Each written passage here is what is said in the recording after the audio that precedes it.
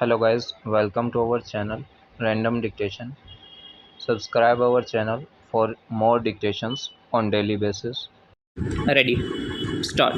It is right that the courts and tribunals having plenary jurisdiction have discretionary power to grant an appropriate relief to the parties. Stop.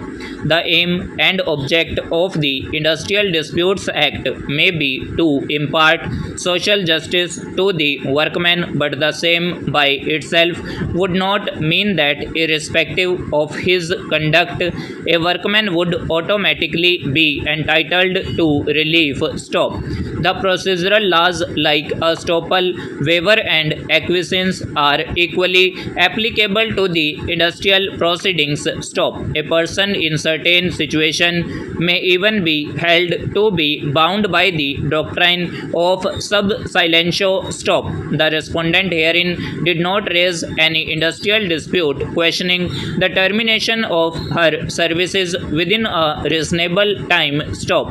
She even accepted an alternative employment and has been continuing therein from 10/8/1988. Stop. In her application filed before the presiding officer of the labor court while traversing the plea raised by the appellant herein, it was averred that she is gainfully employed with effect from 10/8/1988 and her services be regularized. Stop para.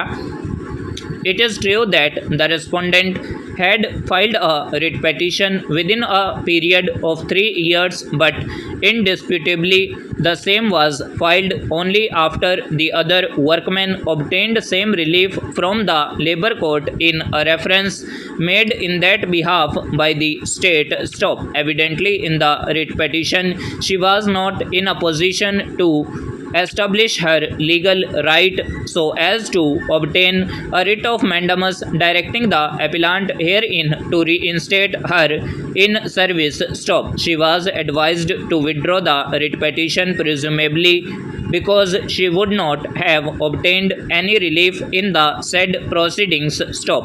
Even the High Court could have dismissed the writ petition on the ground of delay or could have otherwise refused to exercise its discretionary jurisdiction. Stop. The conduct of the appellant in approaching the labor court after more than 7 years had therefore been considered to be a relevant factor by the labor court for refusing to grant any relief to her. Stop. Such a consideration on the part of the labor court cannot be said to be an irrelevant. Stop. The labor court in the aforementioned situation cannot be said to have exercised its discretionary jurisdiction injudiciously, arbitrarily, and capriciously, warranting interference at the hands of the High Court in exercise of its discretionary jurisdiction under Article 226 of the Constitution. Stop para.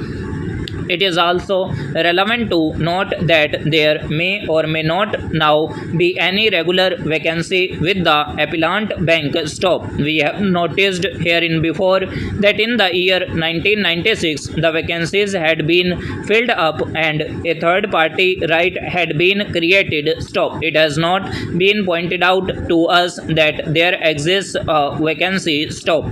Having considered the equities between the parties, we are of the opinion that it was not a fit case where the High Court should have interfered with the discretionary jurisdiction exercised by the labor court. Stop. For the reasons aforementioned, the impugned judgment cannot be sustained, which is set aside accordingly. Stop. This appeal is allowed. Stop. However, in the facts and circumstances of the case, there shall be no order as to costs. Stop.